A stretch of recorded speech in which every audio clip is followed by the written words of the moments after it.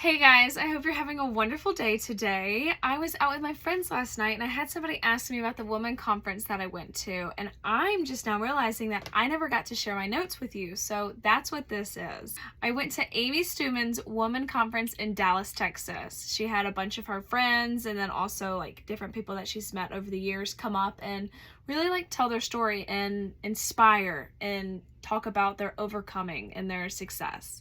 So this is what I learned from that. The first thing that I learned, Amy said, and she got on stage and she opened up, we all need the right environment to grow. That kind of sits with me as, you can't be better if you're not surrounding yourself with better.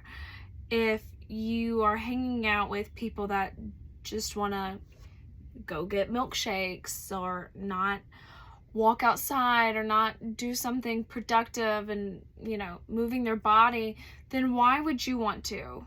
I've always heard the saying, birds of the same feather flock together.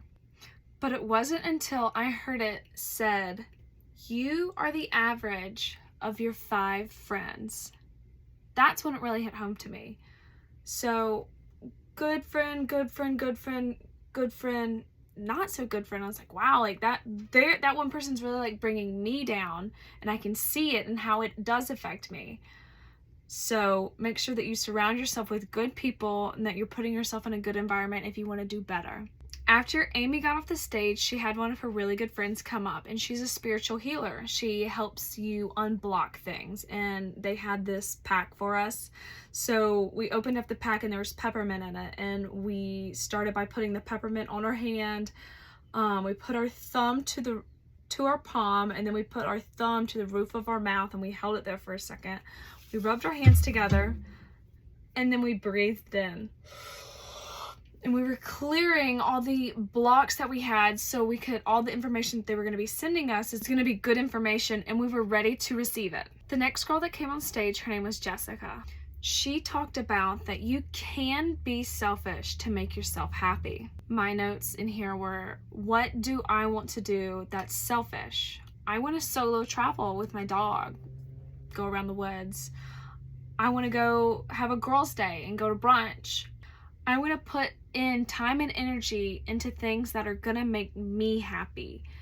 Even though I'm with somebody, I always have to make sure that I have like my time as well. Because when I show up to a relationship with my glass full, I can serve not only myself better, but our relationship better with him, and then with my relatives, and then all my friends as well. I also have written down that when you pour into yourself, you will become happier. That will make everyone around you happier. She then went on to explain how she didn't used to have control, and she would try to control things.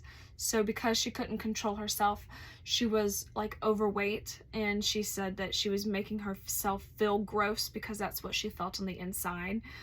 And when she gained self-control, she stopped trying to control everybody else around her. So I wrote down, when we are in a place of self-control, we can influence. Control is a wall of keeping people out.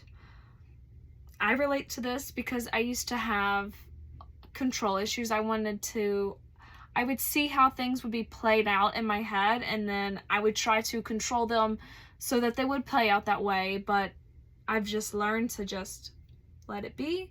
And if it works out, it does. And if it doesn't, then we'll just go from there, and it's no big deal.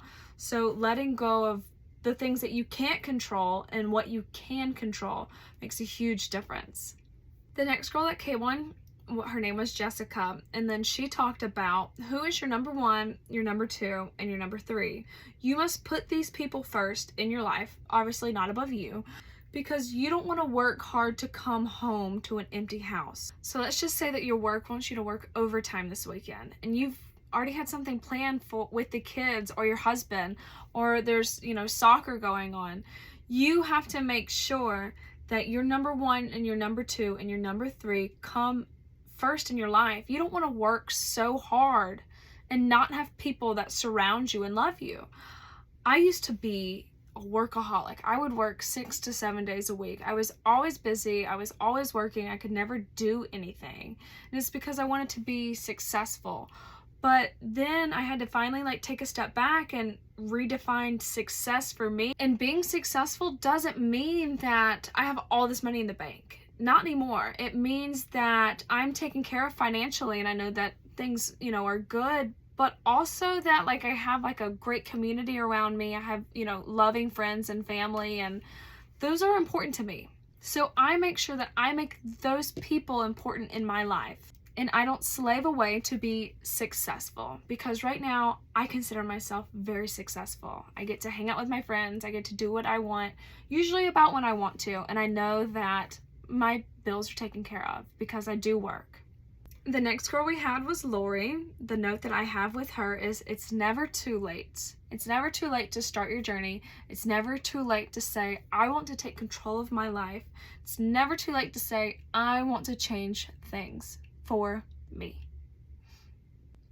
One of the last females that we had come and speak, her name was Megan. She was this beautiful bronze skin, dark haired woman, and she had this amazing skirt on, cute top, and I would just say that she was my favorite just because I feel like I could relate with her the most. I think she was the youngest for sure, and she was a singer, she was an artist, she did so much for herself, and I think she had a little boy as well.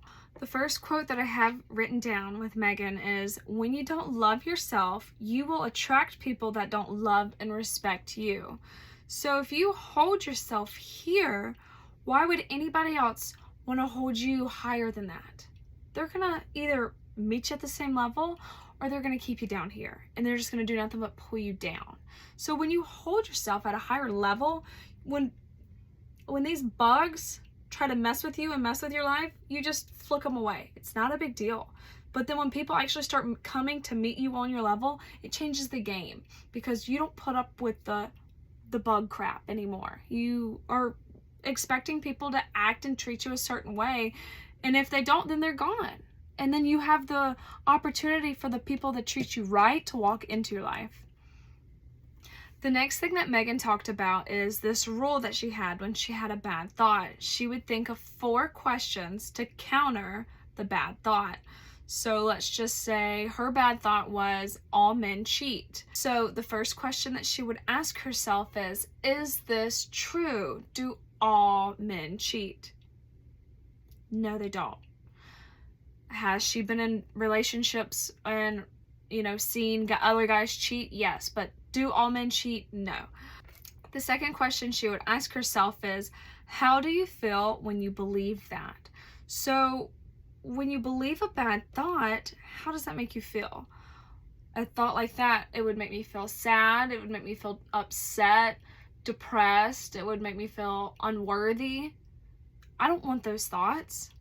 The third question she would ask is, how do you show up when you have that thought? When you're having these bad thoughts and they're making you feel a certain way, you're not going to show up as the best self that you can be. Not in your relationship and not for yourself. And her fourth question was, who would you be without these thoughts? So if I never had these thoughts and I never felt this way and I showed up 100% in my relationship and for myself, then I wouldn't be this. I would be doing more with my life. I would, you know what I mean? So it's like, who would you be without those thoughts? So it's just asking you the question and making you reframe those bad thoughts to turn them into good and to challenge yourself to take them out of your brain. I hope you guys enjoyed this. I went to the women's conference so you didn't have to. I took notes so I could tell you what I learned. I hope this helped, and if you have any inspiration or you learned anything from this, please let me know below. I would love to hear it, and I will definitely be doing more of these videos the more conferences I go to, so please make sure that you like and subscribe. And if you like this or you think that somebody else needs this, please share it. Everyone needs an encouraging word every so often. Have a great day.